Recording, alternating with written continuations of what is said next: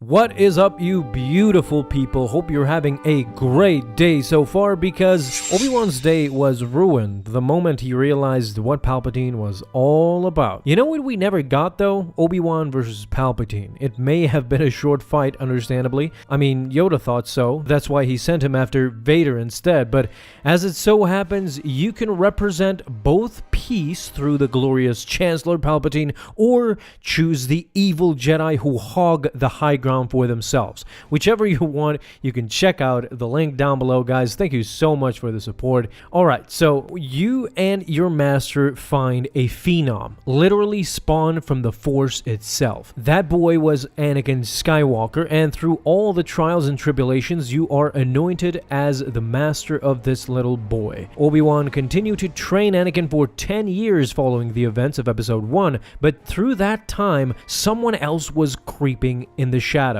That was Chancellor Palpatine, who, as we all know, was secretly Darth Sidious. One instance where Palpatine was clearly intruding in Jedi business was this one time when he visited the Jedi Temple and saw none other than a young Anakin training in lightsaber combat. Young Anakin was fighting a machine programmed to look and fight like the killer of his original master, Qui-Gon. That killer was, of course, Darth Maul, and Anakin annihilated the Maul figure even at this very young age. This was done through his anger mostly, and that's what the Padawans noticed and talked behind his back. What was followed next was an attack and an angry Anakin. Everything that Anakin did was witnessed by someone who enjoyed what he saw.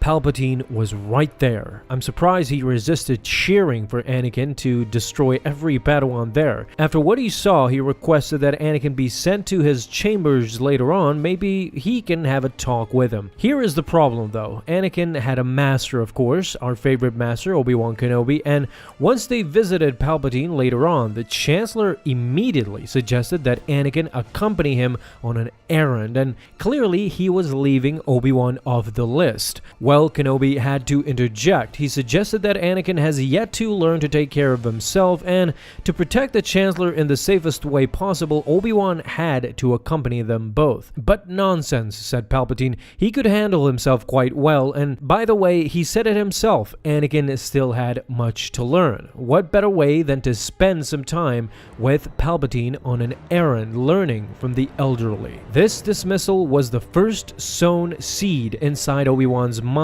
that Palpatine was not going to be good for Anakin. Him undercutting Obi-Wan like this struck a very negative chord. If you want further proof of this, Obi-Wan is seen warning Anakin in Revenge of the Sith against Palpatine, at least warning him to be cautious, since he knew that Palpatine was constantly in Anakin's ear, turning him perhaps to his side as opposed to the Jedi Order side, which Anakin swore an oath to and allegiance. All that animosity that Obi-Wan and the rest of the Jedi felt towards Palpatine might have started right here, especially for Obi-Wan. If we all think about it, he was never really a big fan of Palpatine. If we look back at the movies and even the Clone Wars series, this comic may show the origin of all the Palpatine hate, how Obi-Wan started to doubt and, I'd like to think, secretly hate Palpatine for destroying his brother-like relationship with Anakin slowly and slowly, to the point where Anakin completely left the Jedi and destroyed everything he ever loved. What do you guys think about this? Talk to me down in the comments, and if you enjoyed, guys, leave a thumbs up down below. Hit that bell to get notified the moment a new video is up. Have an awesome day, my Star Wars friends, and may the Force be with you always.